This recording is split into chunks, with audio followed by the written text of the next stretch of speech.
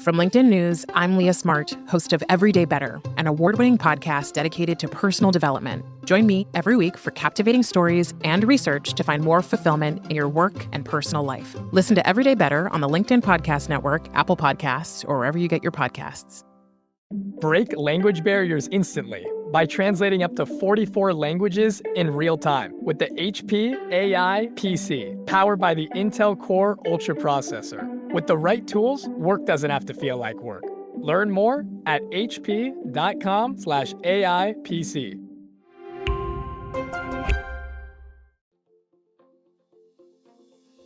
Hello, my fellow negotiators.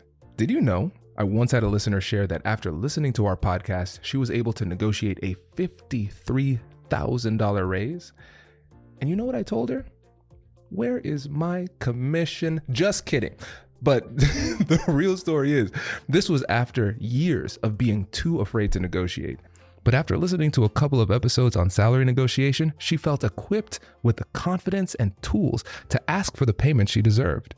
And that, my friends, is the power of negotiation. And through a subscription to our new membership community, Negotiate Anything Premium, we're taking that power to the next level. With customized playlists based on our most popular topics, you'll be able to find the episodes you're looking for much faster and much easier. A tool that comes in handy as you're getting ready to prepare for an important negotiation. Even I find myself asking, which episode should I listen to before heading into a high-stakes negotiation? And you might be saying, but Kwame, you're the ones having the conversations, but I forget, so I listen to the episodes multiple times, okay? Now, here's the thing about Negotiate Anything Premium. It'll allow you to dive deeper into the specific situations you're facing, whether it's a salary negotiation, an important business meeting, or an emotional conversation with a loved one. Bonus for you, in addition to ad-free and extended episodes, premium members will have exclusive access to solo episodes and insights from yours truly. And as you know, it will be very dry and very boring because I have no sense of humor. And this is something that you all have been asking for. I'll also be offering personalized answers to some of your most burning questions through our Ask Me Anything feature. If you've been enjoying our traditional feed, imagine the value a premium subscription can offer. I've felt the benefit of negotiation firsthand, and it is life-changing. Many of you don't know this, but my journey has taken me from people pleaser to a confident negotiator because I was able to do two simple things. Through negotiation, I was able to first change my mindset, and then I was able to improve my skill set. And that is what will happen for you when you join Premium. I've already seen the impact of these skills and the power of this model, not only in my own life, but also in the lives and careers of our clients all around the world, my family, my friends, and our team here at ANI. And I am confident that it can do the same for you. Now, are you ready to negotiate more of the best things in life? Check the link in the show notes to learn more. I'm excited to continue the conversation. I'll catch you later.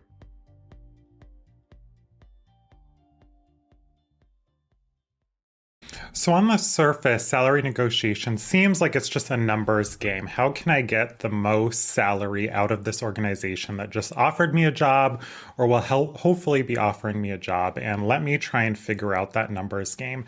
However, underneath the surface, there's so many factors that impact how we show up to that conversation. And when I talk to job seekers, the number one factor that comes up probably 98% of the time is confidence or lack of confidence. People say, oh, I don't have the confidence, Kyle, to ask for $40,000 more than what they already offered me. Oh my gosh, this is Meta or Amazon or some hypergrowth startup. I'm scared to go ask for more money, and confidence keeps coming up. So today, hopefully we can talk about a few ways people can boost their confidence as they go into these salary negotiation conversations. I love that. This is great. And before we get into that again, I want to kind of explore a little bit behind some of the perspectives that might hold people back. When you think about the mindsets that hold people back and make it tough for them to negotiate effectively and advocate for themselves, what are some of the patterns that you're seeing? A lot of people, when they go into salary negotiation, they have these ideas around money. And when it comes to money, they're like, oh, I don't think I'm worth this amount of money. They say, I've always made X dollars, and now this is 50% or 100% more than I've made before. And people feel like, oh, that's already good enough. I shouldn't negotiate negotiate more. And there's these negative feelings or perceptions people have around money. It can be difficult to move past that.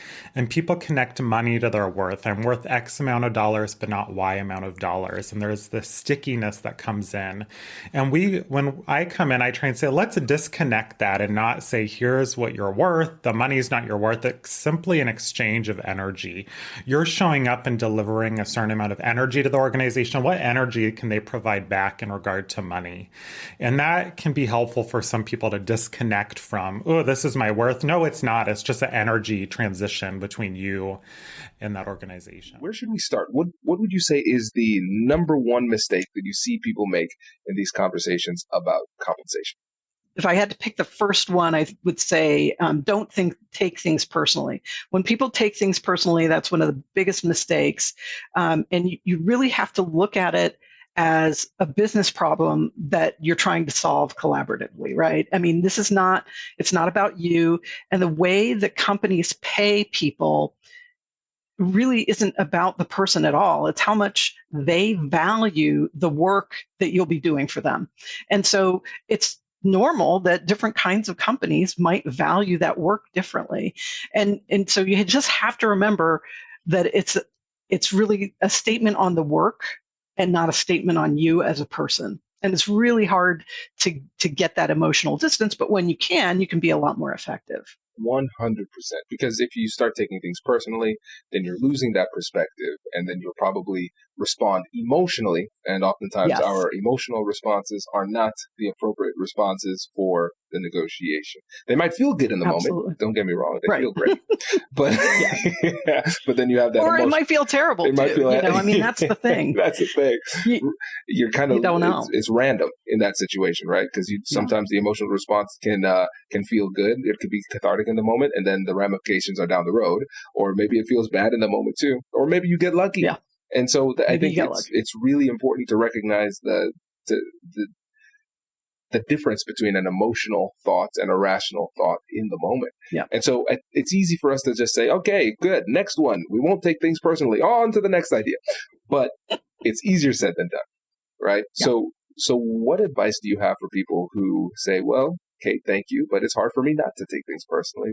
How do I actually do that? Well, and it is hard for everybody. But if you can really recognize the fact that it's a business problem that you're trying to solve, that's one way. I also advise my clients to think about negotiating on behalf of somebody that they like, but maybe not their super best friend, but somebody that they think is great. So if I were negotiating on behalf of you, I would advocate for you. I would be firm, but and I would want a great outcome for you, but it doesn't impact me in quite as personal a way. And I think that's the mindset that if you can get into that, it can be really generative. 100%. And so I think about it, for me as a lawyer, I think about the times when I was representing clients. It's an interesting phenomenon because they can say things that are offensive about the situation, but since I have that distance, I can handle myself. I can think about several times in negotiations where I was with my client and they said something that I knew that they would take personally. And I was just texting them, don't say anything, just let me handle this, right? Be quiet. Because I have that objectivity, I have that distance. And it is a really powerful mental trick you can play on yourself to say, all right, I'm not Kwame, but I'm going to negotiate on behalf of Kwame. Right, or Whitney, my wife, or my brother Kobe, or whoever it happens to be. But I put that other person, I kind of other myself in that situation. Gives a lot of perspective. Yeah, and one thing I want to say, that I've not always been a negotiator, right? I have stories of times where I never negotiated, and then at the end I would bang my head. I'm like, what happened to you, right? And I worked at the World Bank, and I did all those negotiations, but before I get to that level where I could negotiate, being around the table as the lawyer representing the World Bank, I was that young immigrant who had to accept the job and maybe negotiate the salary. I didn't do that, So, and then as time passed, I started to realize that, hey, I think I made a big mistake. But I'll tell you a little bit about a story that I'm still kind of ashamed about, because that's when I moved to the United States, and then I accepted the job at the World Bank in 2012. And when the job offer came, I just accepted. And I didn't even take the time to read all the small things in the offer. I was just so excited. I had this salary. I've never had such a salary before.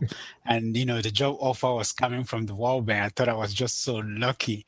And then what I realized a few weeks in the job was that my colleagues who came with me at the same time as a legal associate, they had been in the country for some time, and some of them were American, and they was thinking that the salary that we're getting was not enough, considering the market, Washington, D.C., and also considering the fact that we were graduates from law schools, right? They call us, we sat around the table around lunch, and we were talking about our salaries. They're like, we have to figure a way to go to the legal associate manager to talk about the situation. And I remember telling them, guys, I think we should kind of slow down a little bit. We must consider ourselves lucky to be here today, because there are a lot of people out there trying to be in our places. They just looked at each other and kind of like, what is he talking about, I guess? But I've never really talked about it again with them. But and that just came from the fact that I was young, inexperienced, and I just accepted the job at a prestigious organization. But I never really took the time to understand what was in there. What should I have negotiated? And I never did that. But so today, when I write a book like that, I also talk about those type of stories, and then I want to hope that people who are reading the book today are going to understand that when you accept a job, you want to be able to negotiate, right? Negotiation is not just looking at how much money am I making at the end of the pay period. There are a lot of things that you have to take into consideration, especially as an immigrant, for example. You want to look at, where am I going to be living? What's the cost of living in that area? And then, of course, you also want to be looking at what is the compensation package, right? So things like that are things that I think I would like to be able to talk about and share with others, so that they understand that being where I am today, having worked at the World Bank, doesn't mean that, it's always been like that in terms of negotiations. Right. Oh, it makes a lot of sense. And I think there's a lot of wisdom in this that we can all learn from, right? And so the first thing is the power of mindset, because the mindset that your colleagues had at that time, they said, listen, I know my value, and my value is more than what I'm currently earning. And that is compelling me to then ask for more. And then for you at that point, this was the first job that you got in the States. It was a prestigious job at the World Bank, not just the World Bank, right? I know. And so you said, I am quite happy where I am, and I don't want to risk this position.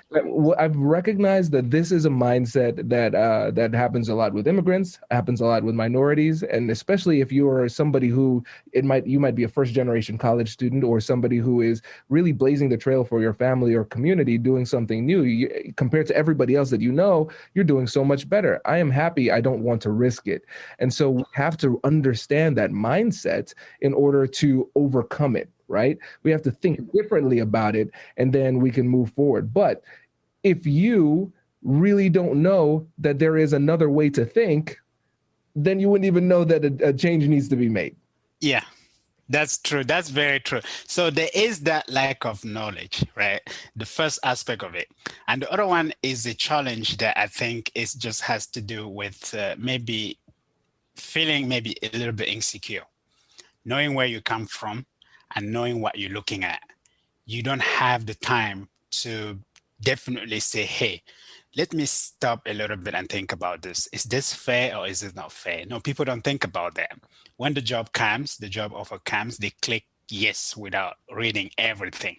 And what I'm trying to tell people is that you have, especially as an immigrant and being in those situations, there's a lot going in your mind. It could be that your papers depend on that job offer, and you don't have the time to look. You just want that paper and you forget that you can actually negotiate to get better, or maybe to get a better offer, right?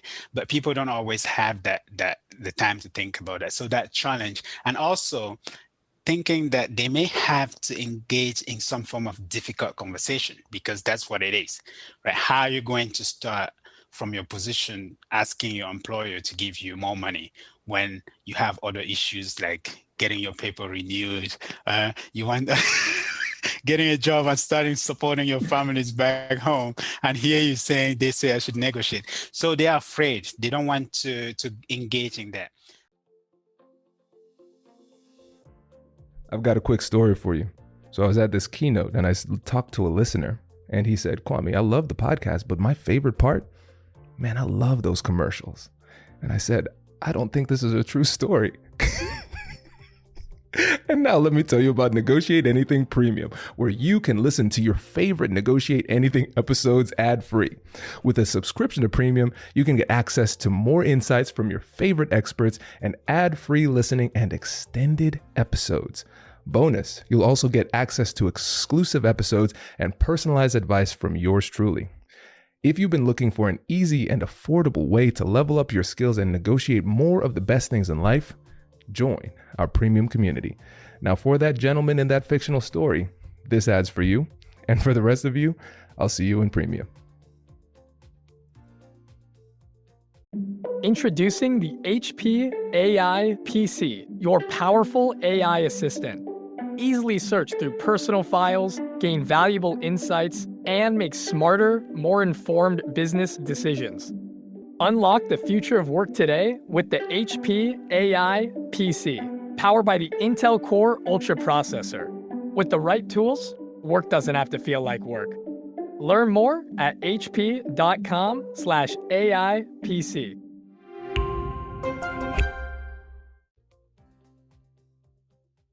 Let's talk about salary expectations. What do we need to know? So I think as a recruiter, probably about 30% of the conversations that I have are with people who don't have a predetermined compensation expectation when I speak with them. And that makes it really difficult to move forward in the process. In fact, a lot of companies won't even present your resume to a hiring manager until you give them your compensation expectation. And so there are a few tactics that you can use to go in and figure out what your target comp is. First, of course, you want to know your annual budget that you need to actually spend. That's going to be your bare minimum, right? Because the last thing you want to do is take a role that means that you can't pay the bills. And then once you've determined your bottom line minimum, you want to go in and determine your target industry and your top 2 to 3 target job titles. And you want to go to places like Glassdoor and Salary.com and LinkedIn and research what the compensation levels are for those job titles. And if the compensation does not align with your minimum expectation, you need to pick a new industry and a new job title. And then redo your research until you get there. And then you also need to compare it with where you were at previously if you were laid off, or where you're at in your current job, and make sure that it's at least as much or more, because unless you're going from the public sector to, say, the nonprofit sector, you should always be advancing yourself in that way. Right now, women on average make around 79 cents on the dollar compared to a non-Hispanic white male. Women of color actually make significantly less. So if we go state by state, the numbers can be alarming. But in general, white women have to work until March to make what a white man earned in the previous year. African American women have to work until August, Latino women September, and the Native American women November. So when you look at the wage gap, you're looking at women working almost a full year for free to earn what a man made in that same time frame.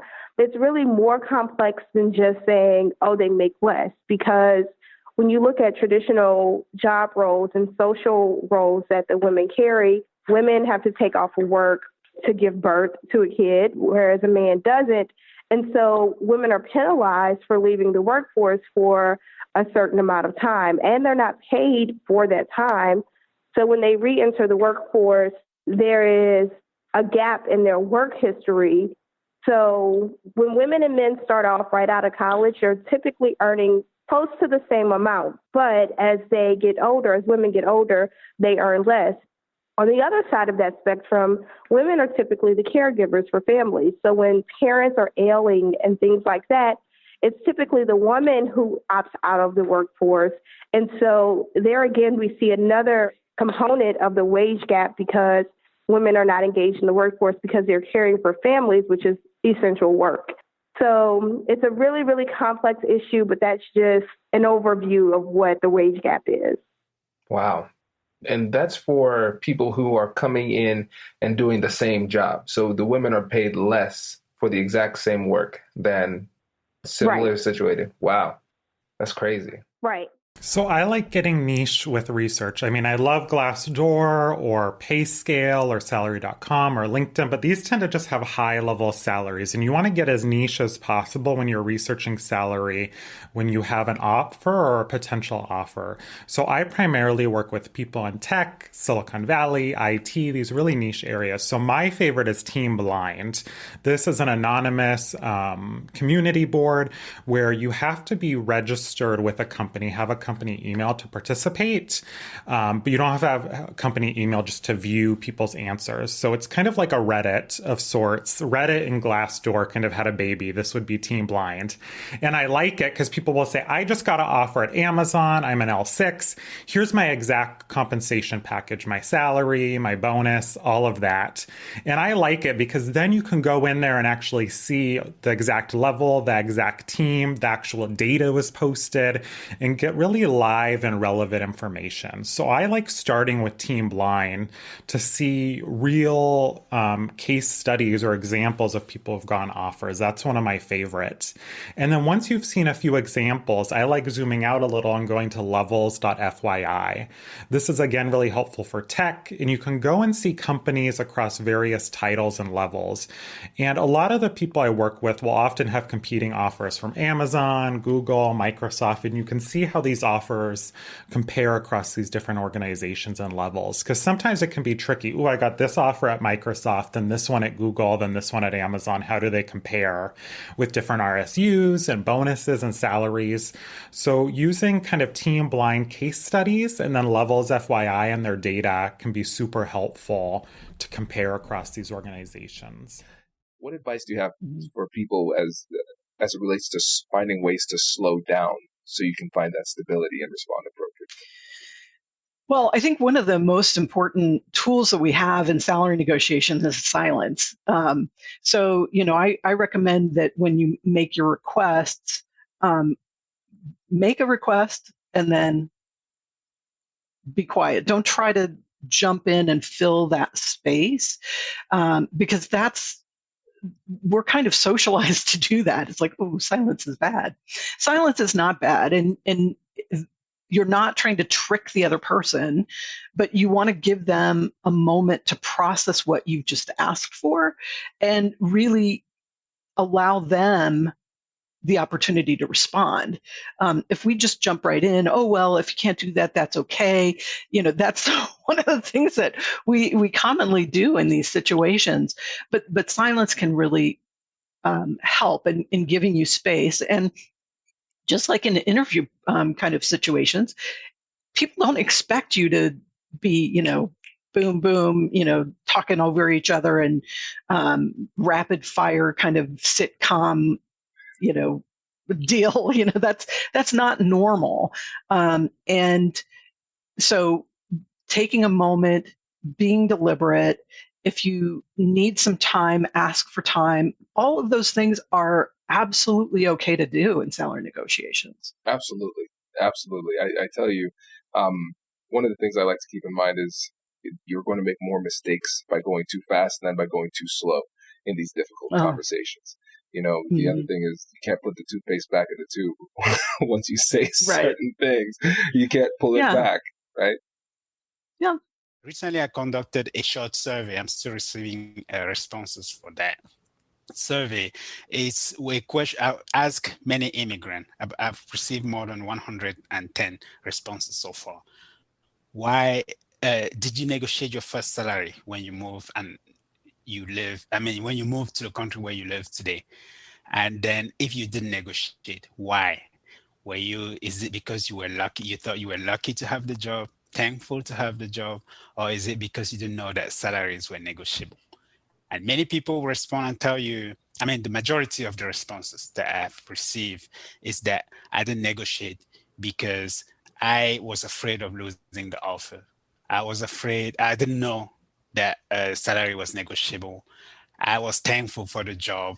And so when you hear things like that, you can tell that people they don't have that mindset of, I can negotiate my salary. They have a mindset of, thank God I get this job. And so one of the things I always hear from people is that one of the most nerve-wracking parts of the negotiation is when you're applying and then you see that little box that says salary expectation and they say, oh no, I remember Kwame talking about anchoring. I don't want to create a bad anchor. How do I handle that? I need to put a number. So what would you suggest? You put $1 in that field. No recruiter is going to believe that you actually want to make $1 a year, but you don't ever want to list, say, $56,000 or $100,000 or $300,000 or $12 an hour, just to have a recruiter look at that and not even open up your resume if it doesn't align with it. Because if they'd opened up your resume, they might see that you could add value in ways that they hadn't even thought of, or that you might be a really good fit for another opening at the company that hasn't been posted yet, even if you're not the perfect fit for the role that you applied to. And you have to be prepared, though, because once you have that initial conversation with the recruiter, they're going to ask you in that conversation what your minimum salary expectation is. And you should be prepared, because you've already done all of the research that we just talked about, to give them the low end of your range and also to give them a high end of your range. And so depending on your field, I give ranges of about $40,000 when, like, a really wide range when I quote my target compensation. And I tell people that I do that when I'm talking to them on the phone. I say, I'm going to give you a really wide range here because I completely understand that large companies and small companies and public companies and private companies can pay very different compensation levels. So I'm going to give you a really wide range here. And then as we go through the interview process and we learn more about each other and the value that we can add to each other's lives, we can narrow down that target further. That is great. Listeners, I hope you just copy and paste that, what you just said. I think that's a really great way to handle it because it's so reasonable and you're not making the mistake of pricing yourself out of different opportunities, and you're not making the mistake of anchoring too low and then putting yourself in a bad position when you could have gotten more. And so that also helps us to understand what to do in the middle of the conversation if they say, oh, what do you hope to make? Or something even more sometimes nefarious. What did you make before? Yeah, and there's two important points there. The first is there's an alternate tactic, which is instead of you as the person looking for a job saying a number, you can turn it around and flip it back on them and say, well, can you tell me what your target compensation range is as a company? And then the real important thing that you have to do is be silent after that. And I know you cover this a lot in your podcast, Kwame, and it's something that's really hard for me to do, so I appreciate that you bring it up a lot. You need to be silent because recruiters are not used to being asked that question. And they will need to run through their head to, number one, maybe remember, because they're probably recruiting for 14 to 20 different roles, right? And they might not remember off the top of their head.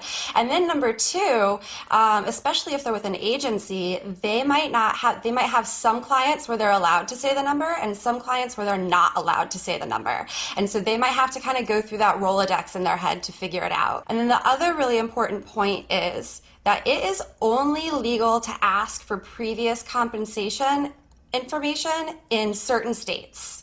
And so many states, they're only allowed to ask you for your compensation expectation. They are not allowed to ask you to provide proof of your compensation history. It's illegal. And they're also not allowed to ask you what you made in the last year. And so that's a really important piece of information to know. The other important piece of information is even if you get asked those questions, you're under no obligation to answer them, even if it's in a state where it's legal to ask. And so I recommend 100% of the time that you do not tell people what you were making previously. Because if you were at Google and you were making $300,000 a year doing something insane like senior director of engineering over there, then, if you're looking for something in the startup world, you're not going to have that same, you're going to be looking at something, $150,000 lower maybe. And you don't want them to get nervous and think that you're priced out because of it. Does that make sense? Absolutely. Yeah, you're spot on. And I think we have the opposite too, because a lot of people are switching jobs because they were unappreciated, because they weren't properly compensated. And then we inappropriately anchor ourselves where we say, oh yeah, well, at my last job, I made $70,000, but that's why we left, because it wasn't enough. And so I agree. I think strategically finding really mindful ways of addressing this is really important. And it goes back to what you said, Robin, before, where you talked about role playing.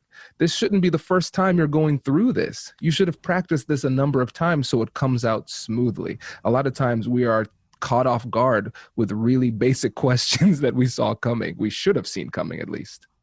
What are some other mistakes people make at this stage when they're doing research? What I find is people often don't get into the total compensation package. I have clients, they just show me that base number. And sometimes people are like, oh, I'm leaving this non-tech, really well-known company for Amazon, and they're actually offering me a lower base salary. And then they forget to look at the RSUs, the relocation offering, the bonuses, the healthcare, and looking at the total package is really important. And looking both now and then in the future, in 3, 5, 10 years as their stocks grow.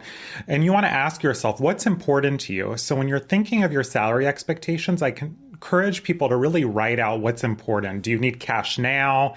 Are you in it for the long run? Is healthcare important? Are you looking into IVF? And does the company pay for that? Really looking at all of those benefits and what's important, instead of the mistake of simply looking at your base salary and then stopping there. Wait. Now, before you sign off, I have something to tell you that I've never told you before. Just kidding. I've told you before, but you should listen to it again. I want you to know about Negotiate Anything Premium. Imagine all of the things that you love about our traditional feed, plus so much more. I know you like our traditional feed because you're at the end of the episode. And with Negotiate Anything Premium, you'll get more bonus content you've been asking for, more of the expert insights that you can't get anywhere else, and more exclusive behind-the-scenes access into every conversation. Are you ready to get more of what you want out of your life, career, and every conversation?